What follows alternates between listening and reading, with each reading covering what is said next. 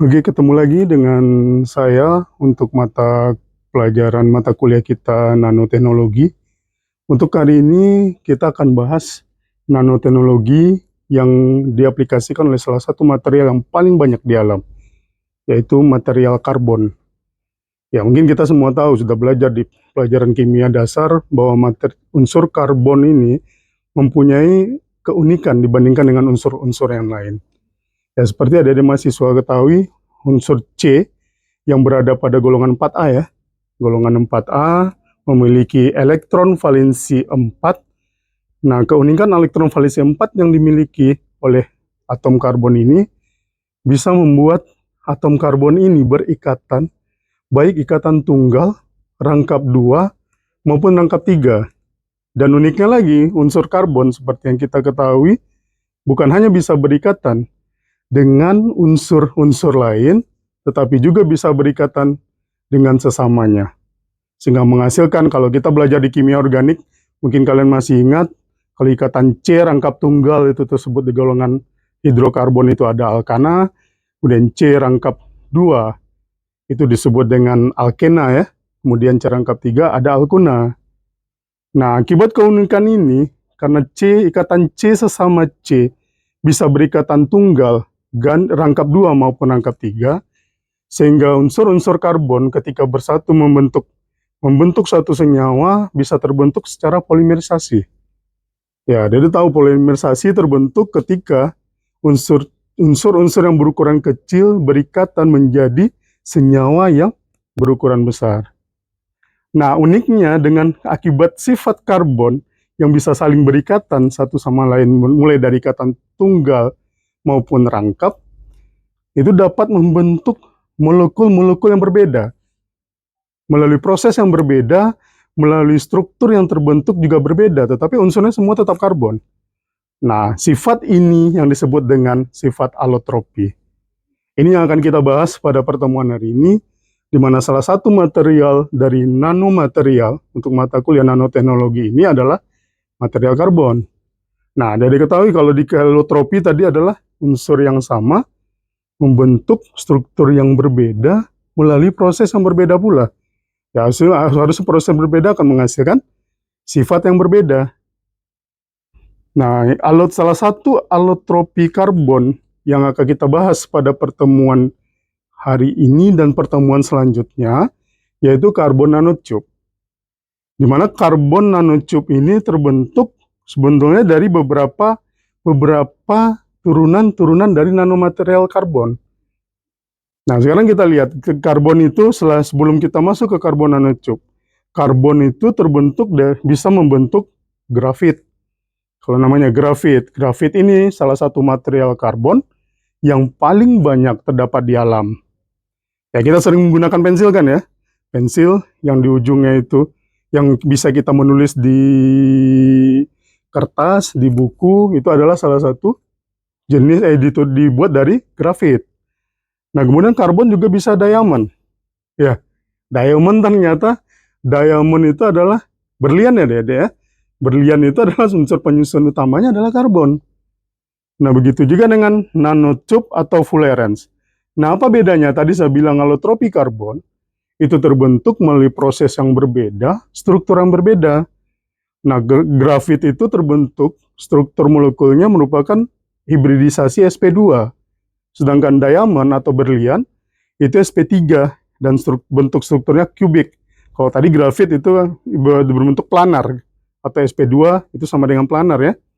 Kemudian nanotube atau fullerene itu mix antara sp2 dengan sp3.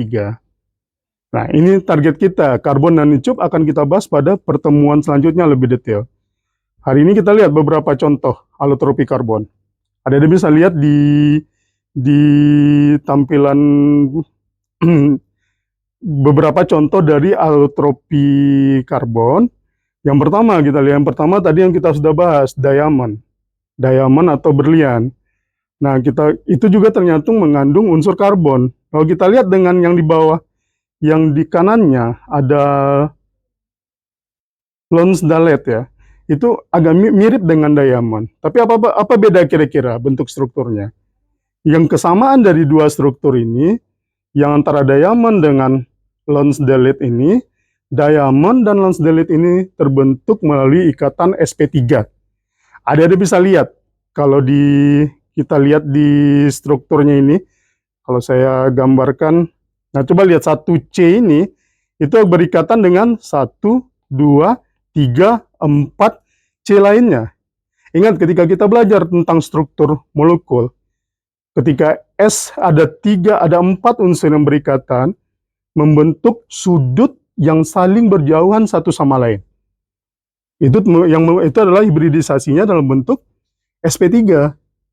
Ya, ketika C yang satu saling berjauhan dengan C yang lainnya, itu kalau sudut ikatannya sekitar 108 ya, derajat. Jadi terbentuk seperti hibridisasinya menyerupai tetrahedral, kalau diingat. Nah, ketika pindah ke Lonsdaleite, Lonsdaleite itu hibridisasinya juga sp3. Juga sp3, tetapi bentuk tampilan antar ikatannya berbeda dengan diamond. Apa bedanya coba kira-kira? Coba kalian amati di diamond dengan Lonsdaleite ini. Ya, di diamond struktur ikatan antar C-nya membentuk lapisan heksagonal kan? Sedangkan di Lonsdaleite ini tidak menyerupai heksagonal. Artinya ikatan antar atom C pada diamond atau berlian ini itu sama besar. Sedangkan pada Lonsdaleite itu meskipun sama-sama memiliki hibridisasinya sp3, tetapi karena sudut ikatannya berbeda-beda, maka strukturnya menghasilkan struktur yang berbeda. Nah, itu yang disebut dengan alotropi karbon. Ya, ketika penyusunnya sama, bayangkan strukturnya pun hampir mirip, sama-sama sp3, ikatan yang terjadi antara atom C dengan atom C. Nah, tetapi menghasilkan sifat yang berbeda. Maka ini disebut dengan alotropi karbon. Ini yang paling dekat salah satunya. Saya bandingkan antara diamond dengan Lonsdaleite. Nah, sekarang kita lihat contoh alotropi karbon yang lain. Ada grafit. Nah, grafit itu memiliki sifat yang mirip juga dengan diamond ketika berikatan antara satu atom C dengan atom C yang lain. Apa persamaannya? Coba lihat berapa buah atom C-nya mengikat atom C lain. Kalau kita lihat di sini ini, kalau ini atom C-nya kita pilih yang di tengah inilah ya. 1, maka dia mengikat 1, 2, 3. Atau ini 1 mengikat 1, 2, 3 atom C. Berarti sama dengan diamond dengan Lonsdaleite tadi, sama-sama hibridisasinya adalah sp3. Tetapi ternyata apa perbedaannya grafit lagi? Ini masih sp3, 3 susunan pertama ini masih sp3. Nah, ternyata susunan grafit ini tadi sudah saya singgung di slide sebelumnya, hibridisasi ikatan karbonnya itu terbentuk sp2 atau planar. Makanya akan menghasilkan sifat yang berbeda juga dengan diamond dengan Lonsdaleite. Oke, kemudian alotropi karbon yang lain di C ada C60 atau yang terkenal dengan fullerene. Nah, ini ikatan antar molekul. Kalau adik-adik bisa lihat di sini 1C itu juga mengikat 3C lain. Tetapi tadi yang di diamond dia membentuk heksagonal lapisannya, kalau ini dia terbentuk sebagai heksagonal juga. Sama, berarti ada kesamaan dua antara fullerene dengan diamond. Sama-sama ikatan antar karbonnya adalah sp3, tetapi dan sama-sama membentuk lapisan heksagonal. Nah, sekarang apa perbedaannya? Coba lihat dari struktur yang terbentuk. Dengan perlakuan perubahan tekanan dan temperatur dari pembuatan fullerene ini, menghasilkan struktur menyerupai bola.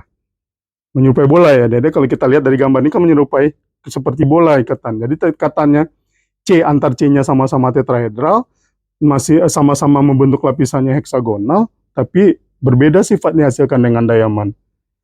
Oke, kita lihat lagi yang berikutnya, yang grafin. Grafin ini juga mirip dengan grafit. Kalau kita lihat grafin itu merupakan satu lapis dari grafit. Kita akan bahas di slide berikutnya. Karena grafin dan grafit adalah material utama untuk penyusun karbon nanotube, maka akan kita bahas lebih detail setelah di slide berikutnya. Sekarang saya mau melihatkan beberapa contoh-contoh yang dimaksud dengan alotropi karbon. Oke, yang mana lagi yang allotropi karbon? Yang paling sederhana. Ada dia bisa lihat di sebelahnya grafin. Itu ada amorphous karbon. Apa itu amorphous karbon? Kalau kita lihat strukturnya kira-kira ada nggak bisa menerangkan bentuk struktur ini? Pasti bingung kan? Bulat enggak, segi empat enggak, segitiga enggak, sp2 enggak jelas, sp3 enggak jelas. Karena amorphous karbon ini adalah golongan material karbon yang memiliki sudut ikatan yang tidak teratur, panjang ikatannya juga tidak teratur. Jadi akhirnya seperti ini. Jadi ada di mahasiswa kalau mau dilihat tidak teratur, kalau panjang ikatannya, jarak apa sudut ikatannya tidak teratur ya, orang lihatnya seperti ini. Ruwet ya, ruwet nggak ada panjang ikatan. Jadi amorphous karbon yang paling sederhana, kalau kalian pernah barbecue, bakar ikan bakar atau ayam bakar, nah amorphous karbon ini yang kalian buat, yang jadi arang itu.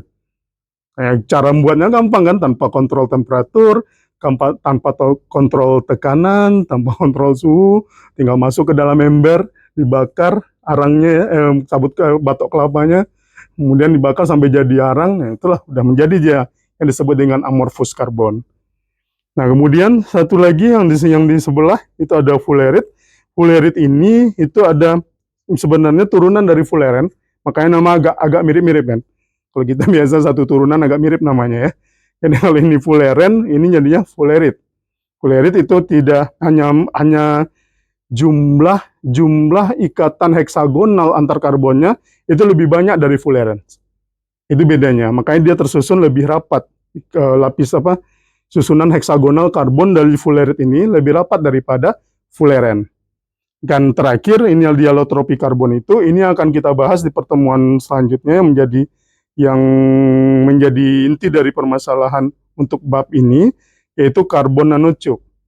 Ya, karbon nanotube kalau kita lihat, karbon nanotube artinya kalau ditranslatekan itu dalam bentuk tabung ya. Jadi dia menyerupai tabung, bulat menyerupai tabung,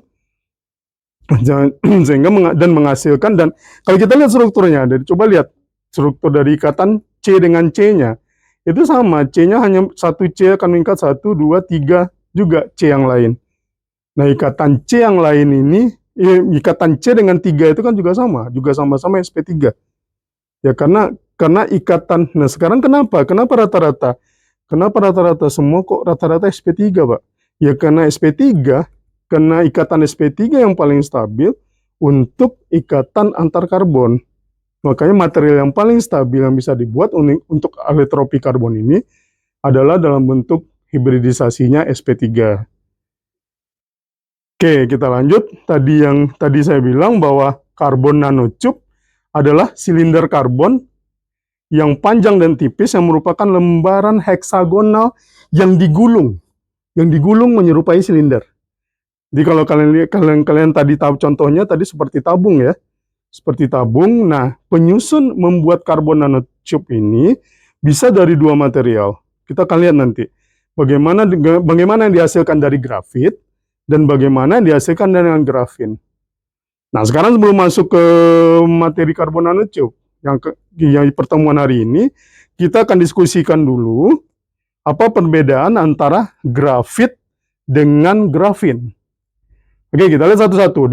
Di slide ini, grafit merupakan allotropi karbon yang berbentuk 3 dimensi. Coba kalau dari gambar perbandingan grafit dengan grafin, yang ada ini, coba ini, yang grafin ini cuma satu lapisan, sedangkan yang grafit, kalau kita lihat ada 1, 2, 3, 4.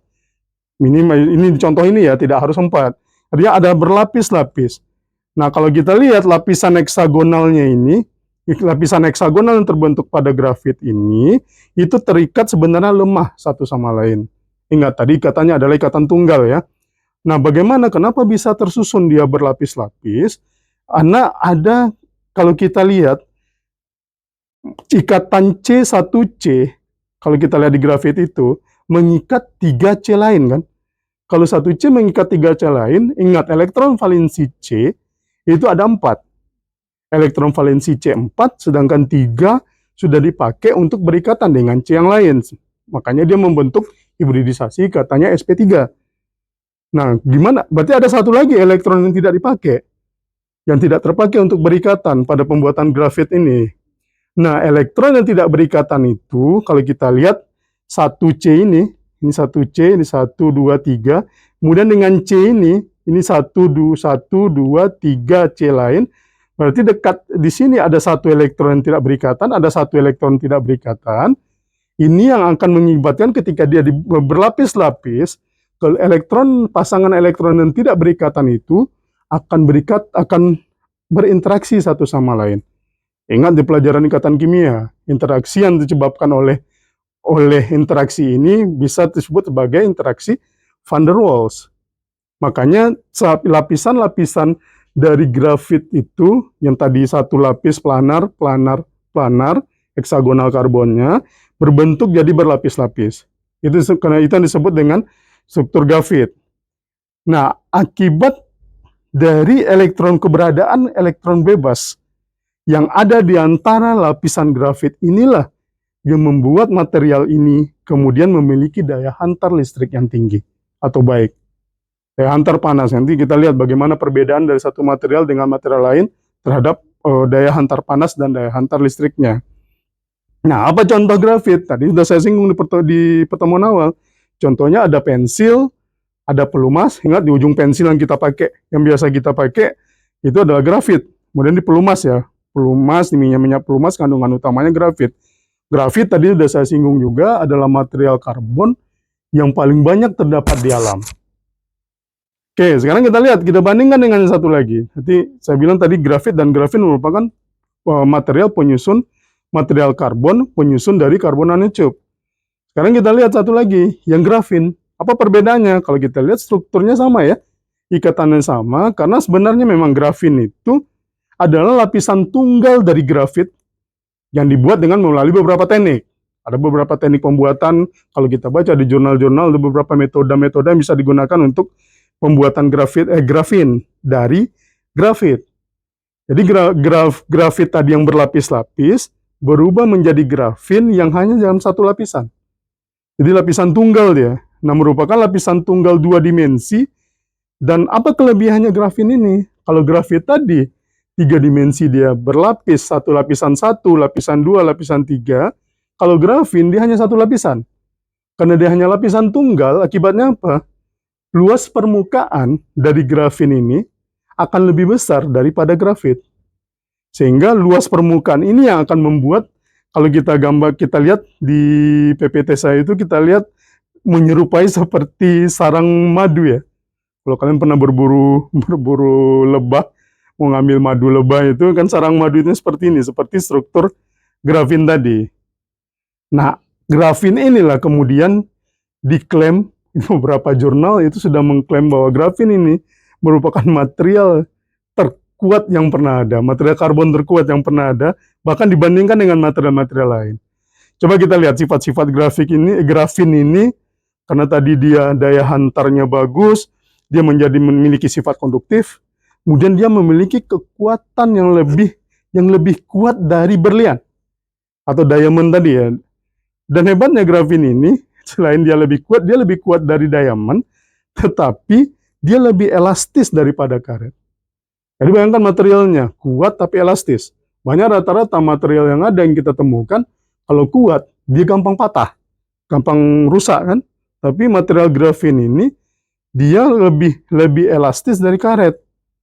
Dan karena tadi dia hanya terbentuk dalam satu layer, kan ikatan yang kompak, yang antara karbon dengan karbonnya yang kuat, dia terbentuk satu layer, materialnya menjadi tipis. Ya, bayangkan kelebihan material ini bisa digunakan untuk aplikasi yang luas untuk berbagai bidang. Nah, selain itu dia juga lebih keras dari baja. Itu menghasilkan, nanti kita lihat di perbandingan. Bagaimana perbandingan satu sifat material karbon ini dengan material-material lain yang digunakan untuk berbagai bidang aplikasi.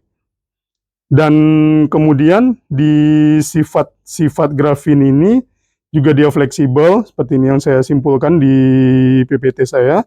Ini ada dia sebenarnya kuat, kemudian lebih ringan daripada aluminium. Dan material ini luar biasa, ini diklaim sebagai material terbaik untuk material karbon. Karena dia lebih kuat dari diamond, dia lebih elastis daripada karet, lebih keras dari baja, dan tapi dia lebih ringan, masa lebih ringan dibandingkan dengan aluminium. Lihat tadi strukturnya tipis kan, tipis, tidak seperti grafit yang berlapis-lapis. Oke, nah untuk yang saya bilang tadi, material grafit dan grafin, itulah nanti yang akan menjadi material utama untuk untuk pembuatan dari karbon nanotube.